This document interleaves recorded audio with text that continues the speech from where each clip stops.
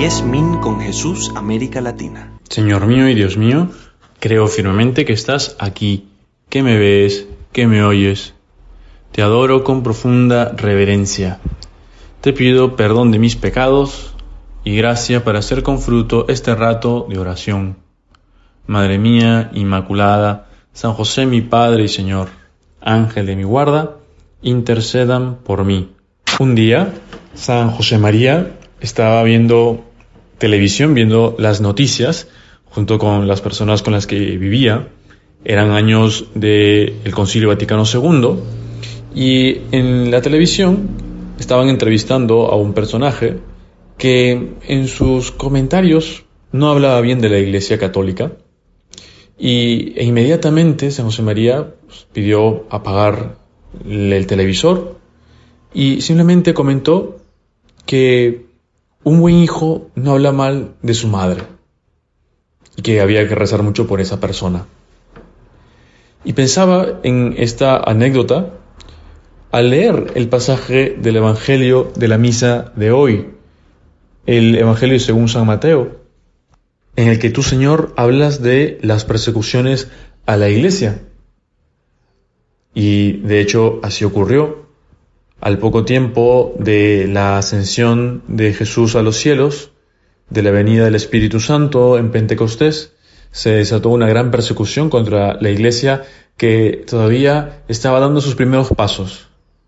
Y en los siglos sucesivos pasará lo mismo, y aún hoy en día lo encontramos. Encontramos a muchas personas que se oponen a la Iglesia, que hablan mal de la Iglesia, y es sorprendente encontrarnos con un pasaje como el de hoy, en el que el Señor profetiza esto.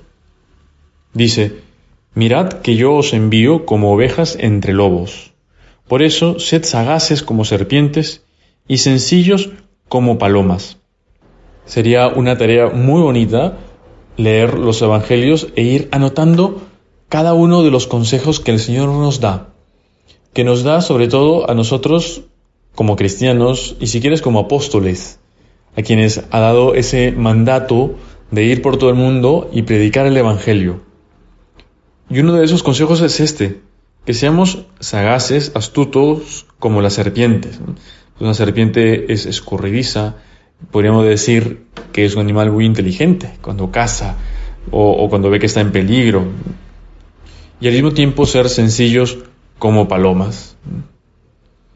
Porque encontraremos en nuestro camino, en nuestra vida de hijos de Dios, muchos obstáculos.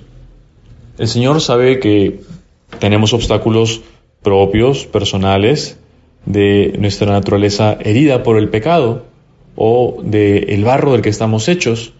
Como dice San Pablo, llevamos un tesoro en vasijas de barro y que por tanto se pueden romper. Creo que todos hemos tenido la experiencia de ver cuando un jarrón o una pieza de porcelana se cae y se rompe y se hace trizas. Y sin embargo no nos sorprende. No decimos: oye, pero ¿cómo es posible que se haya roto? No, más bien cuando vemos que el niño empuja el pedestal, el mueble donde se encontraba ese jarrón, sabemos qué va a pasar. Lo vemos casi como en cámara lenta y se rompe. Y más bien pues nos da pena, o tal vez nos molestamos con la persona que lo ha roto, o ha sido tú. Y entonces dices: uy, qué torpe, ¿cómo he podido romperlo? Pero no te preguntas y dices: ¿por qué se rompió? No debía haberse roto. ¿Por qué? Porque es lógico, si era de barro, si era de porcelana, si era de vidrio, se va a romper. Pues tú, Señor, conoces eso, sabes que nos puede pasar esto. Por eso también quieres que pasemos por ese sacramento de la confesión para que seamos curados. Ya no únicamente lavados, sino sobre todo curados, porque el pecado nos hiere a nosotros mismos y entristece al Señor. Entristece a Dios, que es nuestro Padre, que nos ama. Y por otro lado, encontramos los obstáculos exteriores que encontramos en nuestra vida, en el mundo. Esos obstáculos serán distintos según las épocas.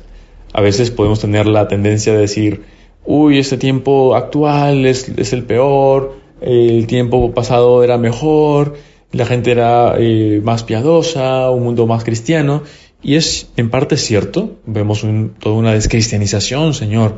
Vemos incluso, como meditábamos antes, que se oponen a la iglesia que busca hacerte fiel a Jesucristo, fiel a esas enseñanzas que tienen por finalidad de que tú y yo seamos felices. Y pues cada época, cada tiempo tiene sus propios obstáculos, sus propias dificultades. Porque tú nos lo has dicho, Señor, que estamos como ovejas entre lobos, ¿te imaginas? ¿No? Más bien lo que un pastor busca es que las ovejas estén bien protegidas, ¿no?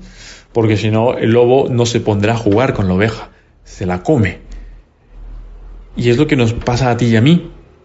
Encontramos, en primer lugar, a ese enemigo del cual hablamos o pedimos que tú, Dios nuestro, Padre nuestro, nos libres. En el Padre nuestro lo decimos así, y líbranos del mal, aunque realmente deberíamos decir del malo, no el malo como el mal, una cosa así abstracta, no, el demonio que quiere que tú y yo no seamos santos, que quiere que tú y yo no nos comportemos, no vivamos como hijos de Dios, porque sabe que todo lo que Jesucristo nos ha revelado, la plenitud de la revelación del Evangelio, pues está pensado para que seamos felices. Ahí está nuestro camino para la felicidad.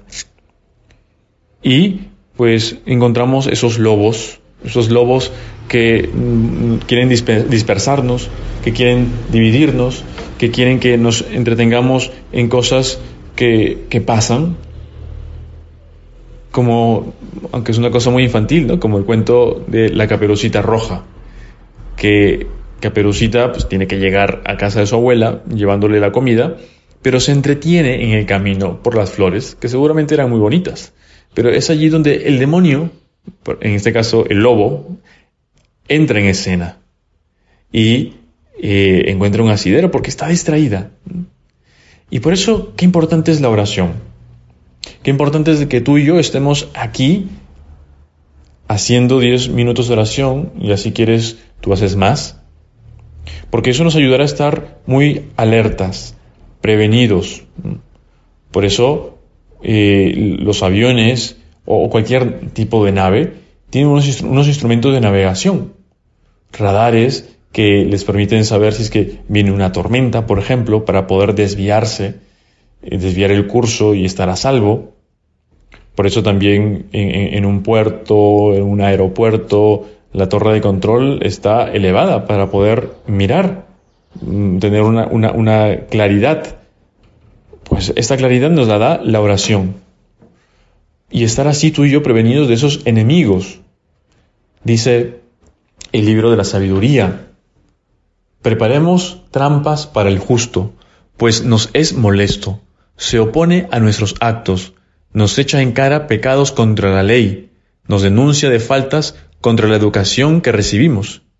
Declara que conoce a Dios y se llama a sí mismo Hijo de Dios.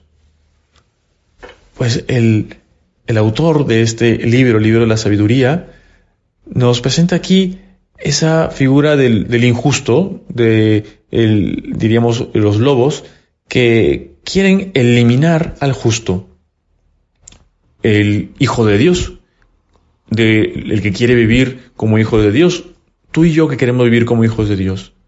Y no nos debe sorprender lo que leemos aquí en el libro de la sabiduría, lo que el mismo Jesús nos advierte, que un cristiano que busca vivir como hijo de Dios, coherente con su fe, puede resultar molesto. Que no significa que vayamos por allí diciéndole a todo el mundo qué es lo que tienen que hacer, porque no podemos olvidar que, en primer lugar, somos pecadores y que necesitamos de la ayuda de Dios. Pero eso no quita que no podamos esforzarnos para vivir santamente, para vivir según la vida que Jesucristo nos ha ganado. Por eso, pues que cuidemos mucho de nuestra oración, donde el Señor nos hace ver muchas cosas. Por eso también que sepamos rectificar, que sepamos pedir ese consejo, tal vez en la dirección espiritual, en la confesión y al Espíritu Santo. Te doy gracias, Dios mío, por los buenos propósitos, afectos e inspiraciones que me has comunicado en esta meditación. Te pido ayuda para ponerlos por obra. Madre mía Inmaculada, San José mi Padre y Señor, Ángel de mi guarda, intercedan por mí.